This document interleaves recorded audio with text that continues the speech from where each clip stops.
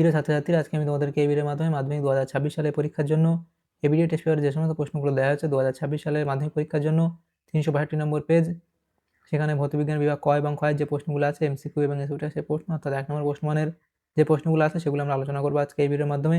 তোমরা ভিডিওটা শুরু থেকে শেষ অবধি অবশ্যই দেখবে এবং চ্যানেলে যদি নতুন হয়ে থাকে অবশ্যই চ্যানেলটাকে সাবস্ক্রাইব করে রাখবে পরবর্তী পেজগুলোর প্রশ্ন উত্তর পাওয়ার জন্য। এবং এর আগের পেজগুলোর প্রশ্ন উত্তর আমরা আলোচনা করে দিয়েছি, তোমরা প্লেলিস্ট থেকে সেই প্রশ্ন উত্তরগুলো পেয়ে যাবে, সেখান থেকে দেখে নিও সেই প্রশ্ন উত্তরগুলো। আজকে আমরা 362 নম্বর পেজ আলোচনা করব।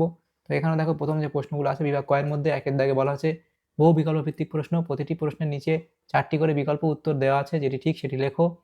তাহলে এখানে 15টা প্রশ্ন 1 নম্বর করে 15 নম্বর দেওয়া আছে। প্রথম 1.1 এর দাগে বলা আছে কি গ্রিনহাউস গ্যাস হিসেবে পৃথিবীর উষ্ণতা বৃদ্ধির জন্য কোন গ্যাসটির অবদান বেশি? তাহলে সেটা অপশান সি, অর্থাৎ এখানে কোনটা হবে CO2। এর পরবর্তী যে প্রশ্ন এখানে দেওয়া হয়েছে দেখো, পরবর্তী প্রশ্ন কি, পরবর্তী প্রশ্ন এখানে বলা হয়েছে, সেখানে দেখো যে 1.2 এর দাগের কোনটি চার্লসের সূত্রের ভিটি লেখচিত্র? কোনটি চার্লসের সূত্রের ভিটি লেখচিত্র? তাহলে সেটা আমাদের কোনটা হবে? সেটা আমাদের এখানে হবে দেখো অপশান এ। এর পরবর্তী প্রশ্ন কি 0 ডিগ্রি সেন্টিগ্রেড উষ্ণতায় 1 ATM চাপে 2 মোল হাইড্রোজেনের আয়তন হবে? তাহলে সেটা কত হবে আমাদের? তাহলে দেখো সেটা হচ্ছে আমাদের এখানে সঠিক উত্তর যেটা হবে সেটা হচ্ছে এখানে হবে এখানে অপশান সি 44.8 লিটার। পরবর্তী 1.4 দাগের প্রশ্ন বলা আছে দেখো একটি হ্রদের উপরিতলে জলের তাপমাত্রা +2 ডিগ্রি সেন্টিগ্রেড হলে তলার তাপমাত্রা হবে? দেখো এখানে আমাদের যে অপশানটা হবে এখানে ভি দেওয়া হয়েছে, এখানে আমার মনে হয় 4 ডিগ্রি সেন্টিগ্রেড হওয়ার কথা, 4 ডিগ্রি সেন্টিগ্রেড। পরবর্তী প্রশ্ন দেখো বলা আছে তীব্রতম তড়িৎ ঋণাত্মক তীব্রতম তীব্রতম তড়িৎ ঋণাত্মক মৌল হলো? তাহলে সেটা হবে অপশান ডি, অর্থাৎ এফ। এর পরবর্তী প্রশ্ন একটি অবতল দর্পণকে জলে ডোবালে ওর ফোকাস দৈর্ঘ্য কি হবে? সেটা হবে একই থাকবে। পরবর্তী প্রশ্ন যেটা দেওয়া হয়েছে সেটা হচ্ছে দেখো 1.7 দাগের প্রশ্ন, যে তড়িৎদ্বারটি ব্যাটারি ধনাত্মক মেরুর সাথে যুক্ত থাকে তাকে বলে, তাকে কি বলা হয়? তাকে এখানে বলা হয় অ্যানোড। এর পরবর্তী যে প্রশ্ন এখানে দেওয়া হয়েছে দেখো সেটা বলা হয়েছে কি 1.8 দাগের প্রশ্ন, নিচের কোন সংকর ধাতুটিতে জিঙ্ক নেই? তাহলে সেটা হবে অপশান সি, অর্থাৎ বেল মেটাল। পরবর্তী প্রশ্ন বলা হয়েছে দেখো 1.9, সেটা বলা হয়েছে কি জল পরিশোধনের জন্য ব্যবহৃত হয়, জল পরিশোধনের জন্য কি ব্যবহৃত হয়? সেটা এখানে হবে ইউভি রশ্মি, অপশান ডি ইউভি রশ্মি। পরবর্তী প্রশ্ন কি কোনো সুইচকে যুক্ত করা হয় যে তারের সঙ্গে, কোনো সুইচকে যুক্ত করা হয় যে তারের সঙ্গে তাকে বলে, তাকে কি বলা হয়? তাকে লাইভ তার বলা হয়, অপশান এ হবে সঠিক উত্তর। পরবর্তী প্রশ্ন কি তাপ পরিবাহিতাঙ্কের মাত্রীয় সংকেত হলো? তাপ পরিবাহিতাঙ্কের মাত্রীয় সংকেত কোনটা? তাহলে সেটা এখানে হবে মাত্রীয় সংকেত হলো ML T⁻³ এবং এখানে Q⁻⁻1। এর পরবর্তী প্রশ্ন দেখো দেওয়া হয়েছে কি একটি ক্ষারীয় মৃত্তিকা ধাতু হলো, সেটা কোনটা হবে?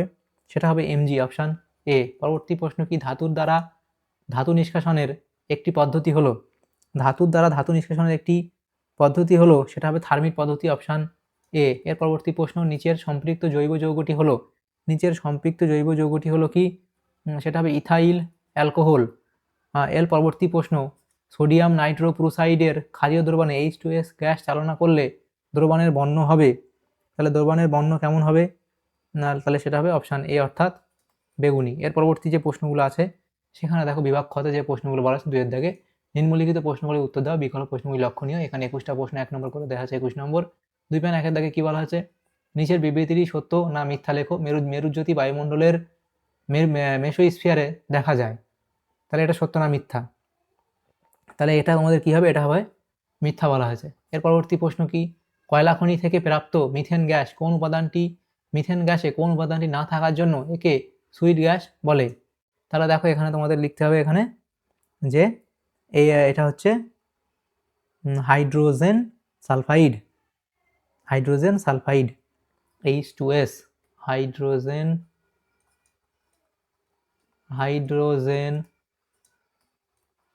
সালফাইড। এর পরবর্তী প্রশ্ন কি? তাহলে হাইড্রোজেন সালফাইড হলো। এর পরবর্তী প্রশ্ন কি শূন্যস্থান পূরণ করো। আয়ত ঘনকাকার কাঁচ ফলককে সর্বদা রশ্মির বিচ্ছুরণ হয় না কিন্তু ড্যাশ হয়। তাহলে এখানে হবে কি? এখানে হবে পার্শ্বীয়, তাহলে এখানে হবে কি পার্শ্বীয় সরণ, তাহলে পার্শ্বীয় সরণ হয়, পার্শ্বীয় সরণ হয়। পরবর্তী প্রশ্ন 2.4 সেটা বলা আছে পারমাণবিক ব্যাসার্ধ অনুযায়ী ঊর্ধ্বক্রমে সাজাও। পারমাণবিক ব্যাসার্ধ অনুযায়ী ঊর্ধ্বক্রমে সাজাতে হবে, সেটা হবে, তাহলে সেটা এইভাবে তোমরা সাজাবে। এর পরবর্তী প্রশ্ন কি অথবা দিয়ে দীর্ঘ পর্যায় সারণীতে মুদ্রা ধাতুগুলি কোন শ্রেণীতে অবস্থান করে? তাহলে মুদ্রা ধাতুগুলি কোন শ্রেণীতে অবস্থান করে? সেটা হবে 11 নম্বর শ্রেণীতে, 11 নম্বর শ্রেণীতে অবস্থান করে। এর পরবর্তী হলো একটি বায়োডিগ্রেডেবল প্রাকৃতিক পলিমারের উদাহরণ দাও। তাহলে সেটা তোমরা লিখবে সেলুলোজ। এর পরবর্তী প্রশ্ন, সেটা বলা হয়েছে দেখো যে অবতল দর্পণের মেরু ও ফোকাসের মধ্যে রাখা বস্তুর প্রতিবিম্ব কোথায় গঠিত হবে? প্রতিবিম্বটি দর্পণের পিছনে গঠিত হবে। প্রতিবিম্বটি দর্পণের পিছনে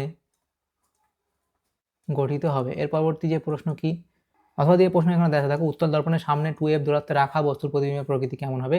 তাহলে সেটা তোমরা লিখবে কি অসৎ, সমশিষ্য ও আকারে ছোট। এর পরবর্তী প্রশ্ন 2.7 বলা আছে আধান, সময় ও তড়িৎ প্রবাহের মধ্যে সম্পর্কটি লেখো। তাহলে সেটা তোমরা এখানে লিখবে, সেটা কি লিখবে? আধান অর্থাৎ কিউ, আধান সমান সমান কি হয়? তড়িৎ প্রবাহ ইন্টু সময়, তড়িৎ প্রবাহ ইন্টু সময়, তড়িৎ প্রবাহ ইন্টু সময়, তড়িৎ প্রবাহ ইন্টু সময়। তাহলে আধান সমান তড়িৎ প্রবাহ ইন্টু সময়। তাহলে আধান হচ্ছে কি কিউ সমান সমান আই ইন্টু টি। তো এটাই লিখবে যে আধান সমান সমান তড়িৎ প্রবাহ ইন্টু সময়। এর পরবর্তী প্রশ্ন কি সমান দৈর্ঘ্যের একটি মোটা ও একটি সরু তারের মধ্যে কোনটি রোধ কম? তাহলে কোনটি রোধ কম হবে? সেটা হচ্ছে মোটা তারের রোধ কম হবে। তাহলে এই মোটা তারটি রোধ কম হবে। এর পরবর্তী প্রশ্ন কি? তাহলে এটা অপশান, এটা হলো মোটা তারেরটি রোধ কম হবে। তাহলে এর পরবর্তী প্রশ্ন কি এসি ও ডিসি এর মধ্যে কোনটিতে শক্তির অপচয় কম হয়?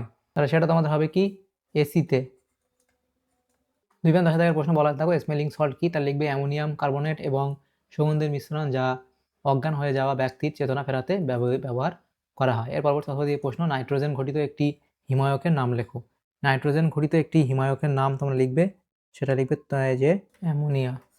এর পরবর্তী যে প্রশ্নগুলো আছে দেখো 2.11 প্রশ্ন এখানে দেওয়া আছে দেখো বাম স্তম্ভের সঙ্গে ডান স্তম্ভের সামঞ্জস্য বিধান করো। এখানে বাম স্তম্ভ, এদিকে ডান স্তম্ভ দেওয়া হয়েছে, সেখানে বলা আছে দেখো ক্ষারীয় মৃত্তিকা ধাতু। তাহলে ক্ষারীয় মৃত্তিকা ধাতু এখানে আমাদের কার সাথে মিলবে? এখানে আমাদের মিলবে অপশান সি এর সাথে, সিএ।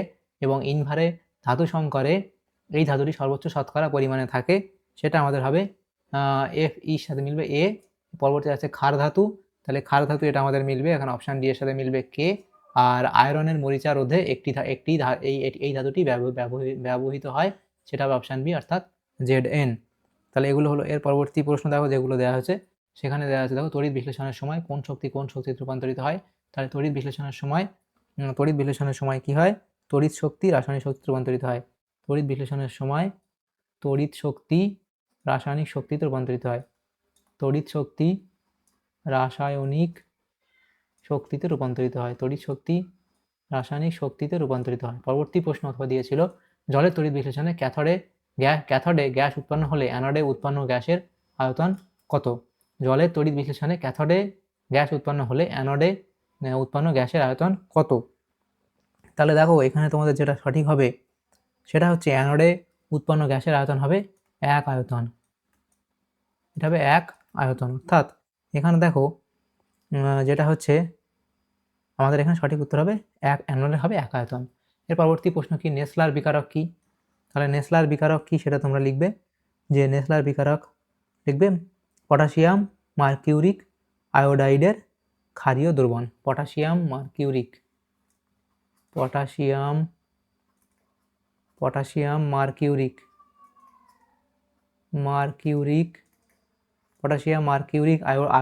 আয়োডাইডের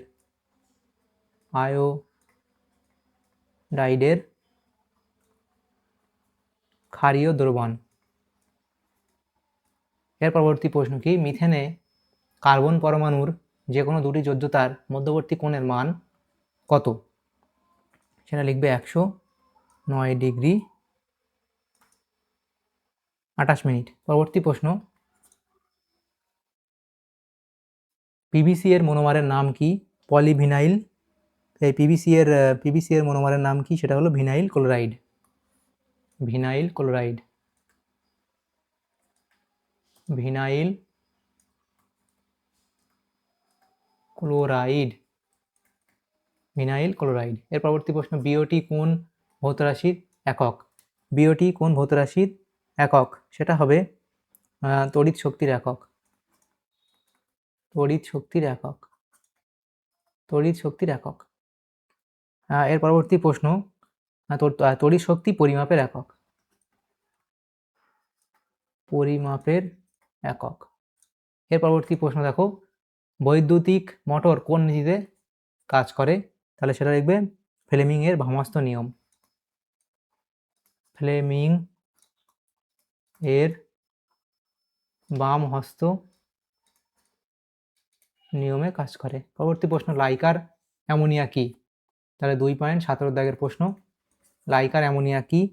সেটা তোমরা লিখবে কি 0.88 আপেক্ষিক গুরুত্ব সম্পন্ন, আপেক্ষিক গুরুত্ব বিশিষ্ট, আপেক্ষিক গুরুত্ব বিশিষ্ট অ্যামোনিয়ার সম্পৃক্ত জলীয় দ্রবণ। বিশিষ্ট অ্যামোনিয়ার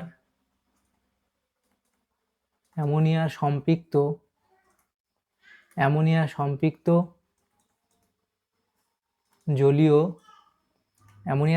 জলীয় দ্রবণ। তাহলে অবধি লিখবে। এর পরবর্তী প্রশ্ন কি? সেটা হচ্ছে আলোর কোন ধর্মের জন্য বিচ্ছুরণ ঘটে? তাহলে কি লিখবে? আলোর কোন ধর্মের জন্য বিচ্ছুরণ ঘটে? আলোর তরঙ্গ দৈর্ঘ্যের কারণে। তাহলে দেখো আমাদের এখানে যে প্রশ্নগুলো ছিল সেগুলো আলোচনা করলাম। বিভাগ ক এবং খ এর মধ্যে 1 নম্বর প্রশ্ন মানে যে প্রশ্নগুলো ছিল সেগুলো আমরা আলোচনা করলাম। তোমাদের যদি সমাগম উপকার এসে থাকে ভিডিওটা অবশ্যই লাইক করবে, বেশি বেশি করে বন্ধুদের সাথে শেয়ার করবে এবং পরবর্তী যে পেজগুলো আছে সেগুলো প্রশ্ন উত্তর পাওয়ার জন্য অবশ্যই তোমরা আমাদের চ্যানেলটাকে সাবস্ক্রাইব করে রাখবে। Thanks for watching.